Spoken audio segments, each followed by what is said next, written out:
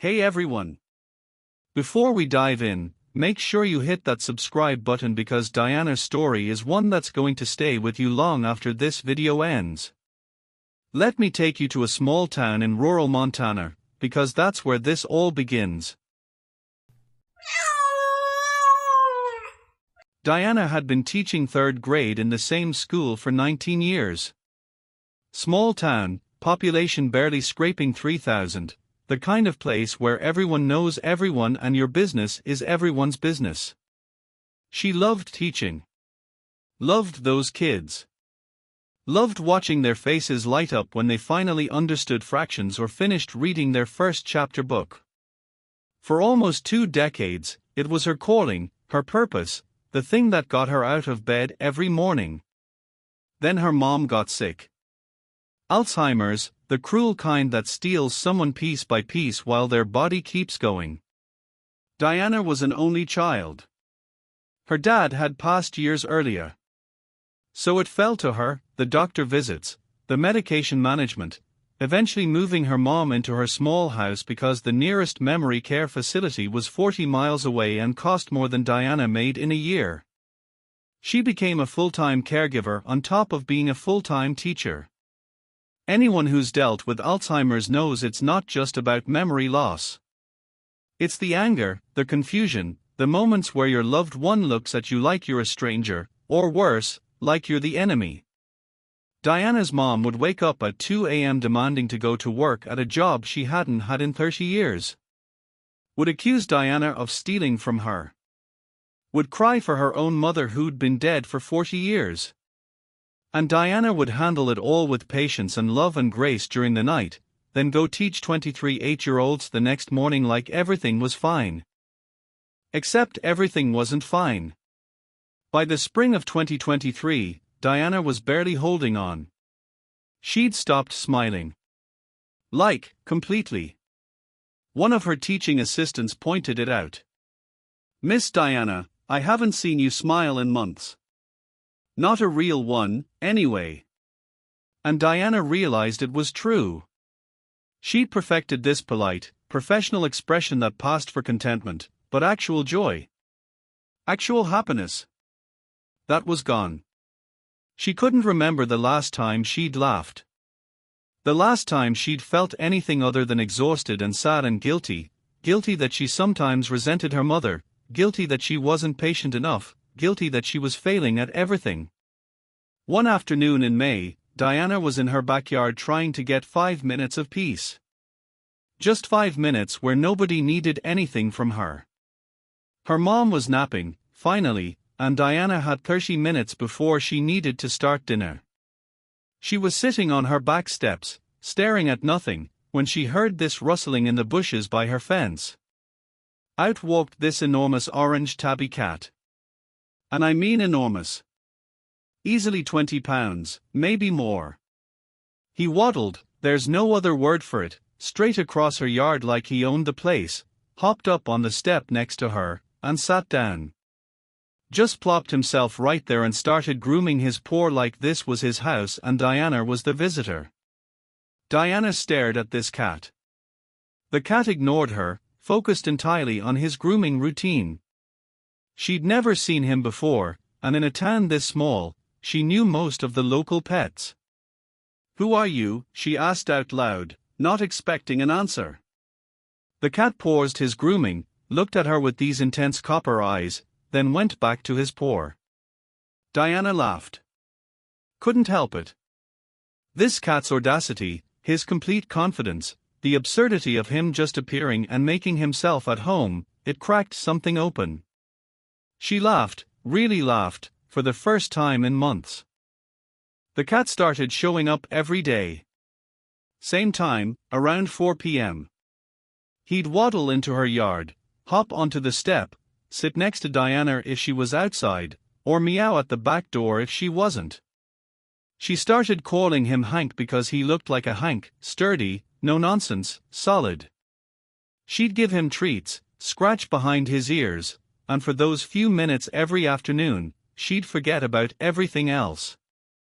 Just existed in the moment with this giant orange cat who'd decided she was worth visiting. About 2 weeks into Hank's visits, Diana's mom had a particularly bad night. Didn't recognize Diana at all, was terrified and combative, kept screaming that a stranger was in her house. Diana finally got her calmed down around 3 a.m., got her back to bed, then went to sit in the kitchen and cry. Just absolutely fell apart. She was so tired. So sad. So completely out of reserves. 4 a.m., she heard scratching at the back door. She opened it, and there was Hank.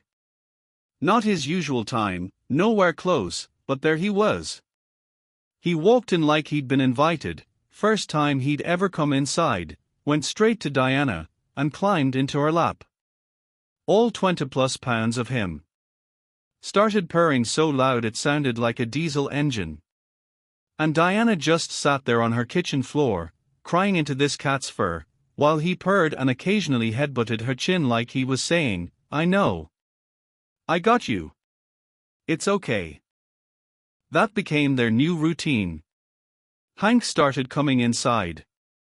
He'd follow Diana around the house, this massive orange shadow. When she was cooking dinner, he'd sit in the kitchen and supervise. When she was grading papers, he'd sprawl across her desk. When she was dealing with her mom's difficult moments, he'd be nearby, like a furry anchor keeping her tethered to something beyond the crisis. And most importantly, he made her smile. Made her laugh with his antics, the way he'd try to fit in boxes way too small for him, the way he'd chirp at birds through the window, the way he'd steal socks and hide them behind the couch. Her teaching assistant noticed the change. "You're smiling again." Like, really smiling.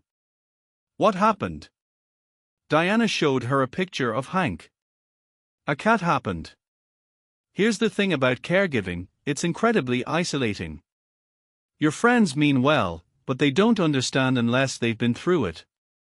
They'll say things like, "Take care of yourself," or "Make sure you get rest," like those are choices you can just make. Like you can schedule self-care between medication times and doctor visits and cleaning up messes and dealing with someone you love not knowing who you are. The isolation is crushing. You're surrounded by people who care about you, but nobody can actually help carry the weight. Except Hank helped. Not by solving anything. Not by making the Alzheimer's easier or giving Diana more hours in the day. But by being there. By being consistent. By showing up every single day and saying, through his presence, "You're not doing this alone." He gave her something to look forward to. Something that was just hers, that had nothing to do with duty or responsibility. Something that chose to be with her because he wanted to, not because he needed something from her. Diana's mom passed away that following October. Peaceful, in her sleep, which was the best-case scenario in a situation with no good outcomes. The grief was complicated, relief mixed with loss, guilt mixed with sadness. Diana took a week off school, the first time she'd taken more than a single day in almost 3 years. And Hank was there through all of it. When she couldn't sleep, he'd sleep on her chest. When she'd cry, he'd headbutt her hand until she pet him. When she'd sit and stare at nothing, he'd bring her his favorite toy mouse, drop it in her lap, and wait for her to throw it. It took months for Diana to feel like herself again. Grief doesn't have a timeline, and complicated grief even less so. But slowly, she found her footing. Started noticing things again, the way the light hit the mountains in the afternoon, the sound of her students laughing at recess, the taste of her morning coffee. Small things that had been there all along but that she'd stopped having the capacity to notice.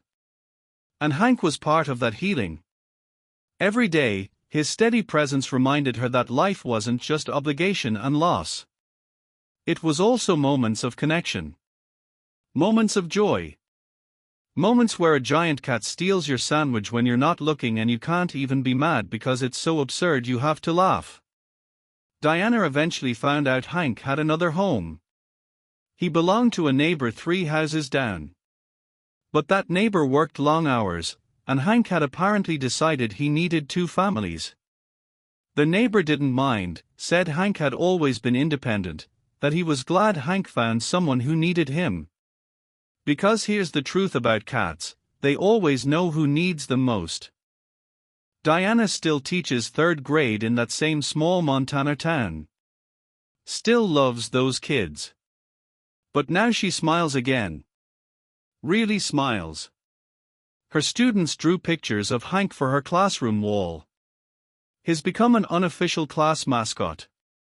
And every afternoon at 4 p.m., Hank still shows up, still waddles into her yard like he owns it, still demands his treats and his ear scratches.